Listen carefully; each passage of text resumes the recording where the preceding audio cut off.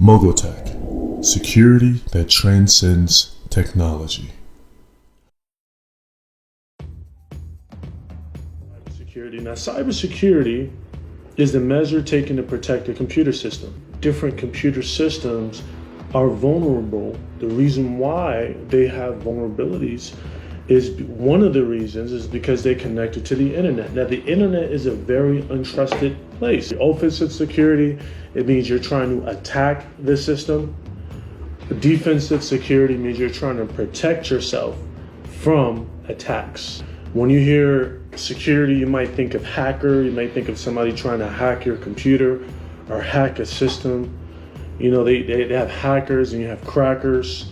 Hackers are considered, you have ethical hackers, right? Ethical hackers are people who, they do hacking not in a nefarious way, but in a positive way. And then you have crackers, and their objective is to try to compromise the system, try to steal people's identity, and try to hack into their computer system for their own benefits, right? You want to minimize your risk.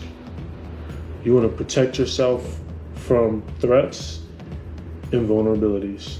You may think to yourself, why do we have systems that need to be secured? Why do we have all these problems with technology?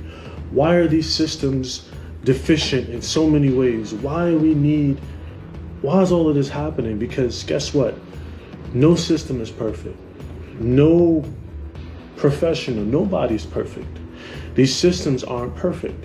They're designed by imperfect people, so there will be flaws. Now, the best thing that we can do with the security mindset is to mitigate the risk as much as possible, along with the vulnerabilities. So cybersecurity focuses more on the technology, protecting the computer systems within technology, which is your hardware, your software. Your hardware would be like the hard, tangible part of technology, and your software would be the program that was developed by software developers, right? So when it comes to information assurance, that you have people come first, and then you have your data. The data is more important than expensive technology because that can be replaced, and you can re-image a computer system if you have like a saved image, if you have like a saved drive, if you have a hard drive with data in it, you can always transfer information from an existing computer system to a new one. You can never be 100% secure. So you just be like, you do the best that you can to secure what you have by using best practices and using a security strategy, effective security strategy. Risk management is really big in cybersecurity or information assurance, is because you want to reduce the likelihood of an attack. You want to make sure that you're protecting your physical assets, your technical assets, and your administrative assets. So the objective is to protect assets. You want to protect your assets. So you want to be able to prevent threats. You want to minimize as many vulnerabilities as you possibly can, and you want to mitigate the risk. So security, in order to apply security to your assets, we need to think about how we're going to apply the security before we just apply it, right? So we have a way of thinking in security, the CIA triad. We have different models that we follow so that we can have a mindset to secure our assets. Now, there's a CIA triad, which is a fundamental concept in security. And the CIA is not the intelligence agency. It's just an acronym that stands for confidentiality, integrity, and availability.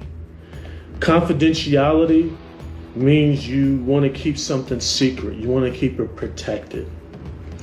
Integrity means you want to ensure the accuracy of something, the accuracy of it. Maybe it's the data. Maybe it's the accuracy of the tangible product. You want to make sure when you get it, it's not altered. You want to make sure your windows aren't broken into. You want to make sure the integrity of your asset is intact. You want to keep it confidential. You want to make sure you're keeping it secret. You know, people have secrets. People have private things they don't want the outside world to know. You want to keep those things confidential. That's C. Integrity is I. Availability means you want to keep your systems available, right? If you want to do your homework or you open your laptop and you want to open your phone, You're hoping that the data is available. You're hoping that you have power available to use your computer systems. Availability is important for security. And so what we want to do, CIA, we want to be able to characterize our assets with confidentiality levels, integrity levels, and availability levels. So there's different levels. Maybe your confidentiality is on 10, maybe certain assets it's at a 5 or a 3. Same for integrity and availability. So you want to make sure you know what systems have the biggest impact in your life or with your business. And you want to apply something that we call safeguards or security controls to prevent attacks, like your cameras, your door. If you have a dog outside ready to bite the robber or bark or something, there's some type of you can be alarming or deter the hackers or the attackers away. Those are your physical controls, for example.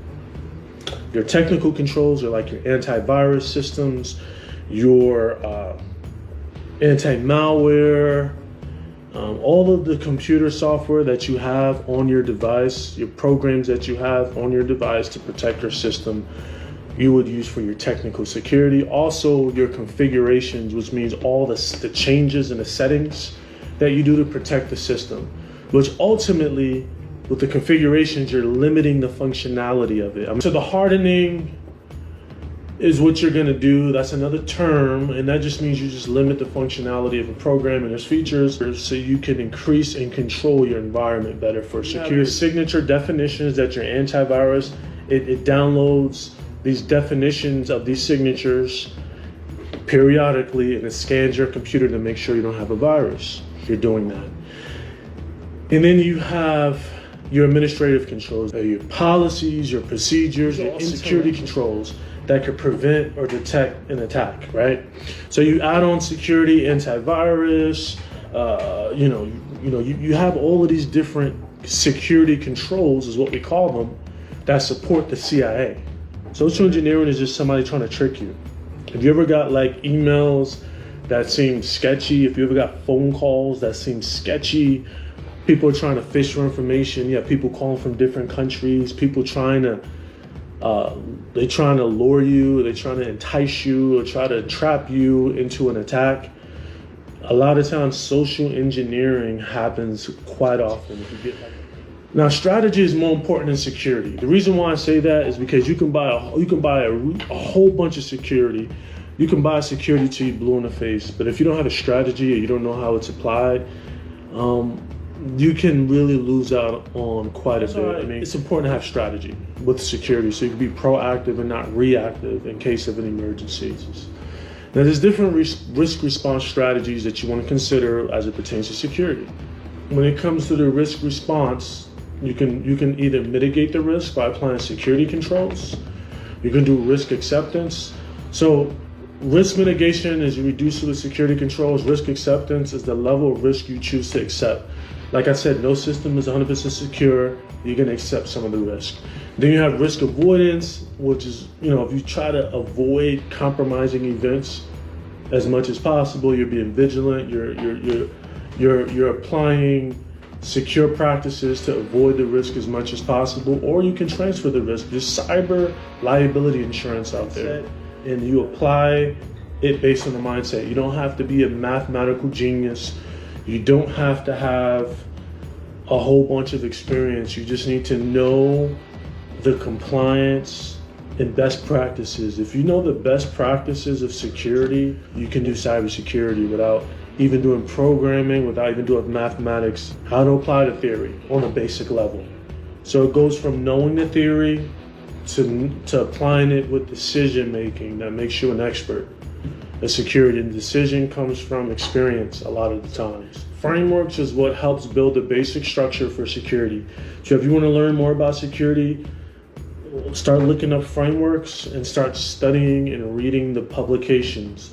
And they'll kind of help you with get the mindset of how to apply security. I have a security company called Mogotek. You can check out my website. Thank you for listening and have a great day.